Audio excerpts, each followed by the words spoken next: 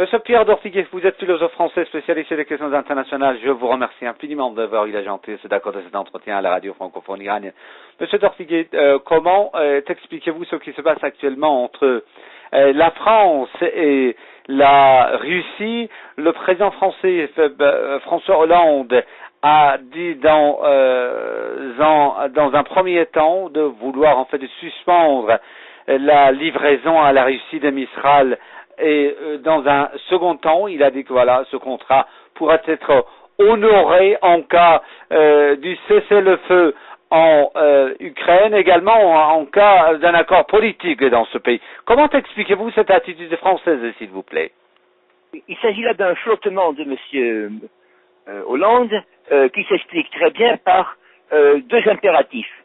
Le premier, qui est celui d'une soumission, je dirais, de droit en fait idéologique, j'entends, du Parti socialiste et de cette organisation qui est au pouvoir aujourd'hui devant l'OTAN, soumission à l'OTAN et aux Américains, pour pouvoir, disons, participer à cette sorte de nouvelle guerre, nouvel affrontement avec la Russie.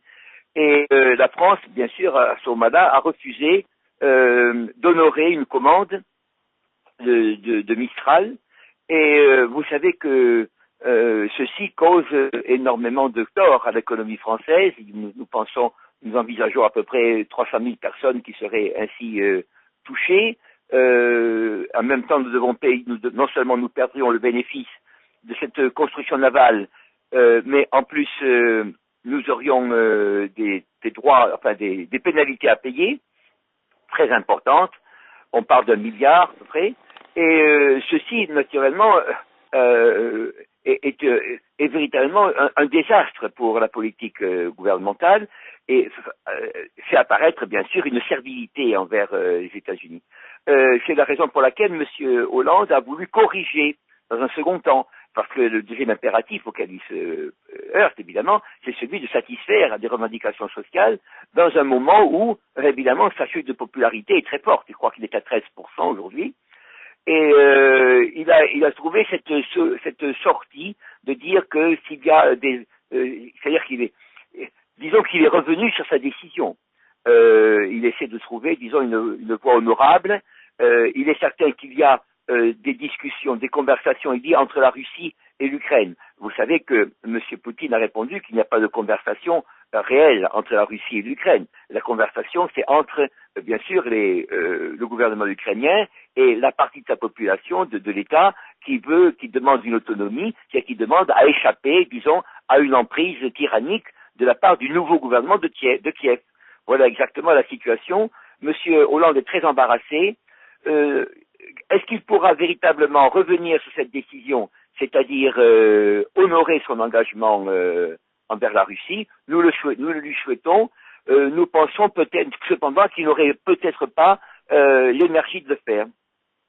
Et d'autant plus que, M. Dortiguet, toujours à propos de ce dédommagement qui pourrait être réclamé de la part de la Russie, ça pourrait, comme vous venez de le dire, atteindre le chiffre de 10 milliards d'euros ou bien de dollars, parce qu'une partie apparemment de ces navires est en cours de construction sur le territoire russe, M. Dortiguet. Oui, en effet, c'est sur le territoire russe qu'ils sont en construction, et c'est la raison pour laquelle il y a véritablement un dommage subi par la Russie.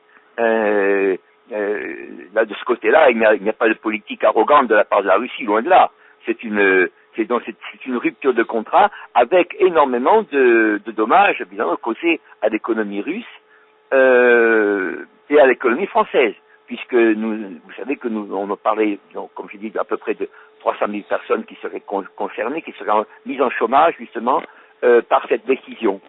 Donc, Monsieur Hollande est extrêmement embarrassé. Alors, quelle est la raison profonde de cette étude? Pourquoi a-t-il suivi comme cela la politique américaine? Pourquoi n'a-t-il pas, disons, pourquoi a-t-il obéi à ce vent des sanctions, peut-on dire?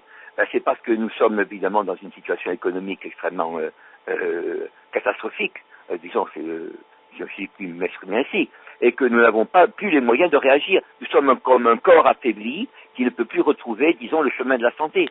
Et je ne crois pas qu'il faille en vouloir à la personnalité de M.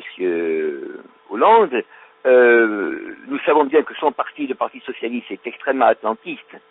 Mais nous pensons aussi que la France, aujourd'hui, n'a plus la capacité qu'elle avait il y a 10 ans ou même 20 ans, disons, d'avoir une politique relativement indépendante, c'est-à-dire assez autonome. Monsieur Torpiguet, une autre question sur ce sujet, excusez-moi de vous couper la parole, venant en fait de le dire que la France se trouve dans une mauvaise situation financière, et le refus de la France d'honorer ce contrat pourrait en fait saboter la confiance française au niveau international, et on dit que fera en fait la France avec d'autres contrats, Monsieur Torpiguet? Justement, c'est la raison pour laquelle, justement, nous sommes très attristés de cela, car il y a véritablement un manque de confiance, et que vous savez qui est quand même la base de toute relation économique, la base de confiance sur les capacités de la France, et disons, même, disons, presque sur son honnêteté, c'est-à-dire que nous avons affaire à une absence de tête aujourd'hui, voyez, c'est-à-dire qu'il y a ceci peut toucher des marchés, que ce soit aux Indes, que ce soit beaucoup en Asie, et je signale aussi que notre crédit, par exemple, en Amérique latine a beaucoup baissé. Évidemment, nous sommes dans une position, voyez-vous, tout à fait à l'inverse de celle que nous avons connue pendant des dizaines d'années avec la Ve République.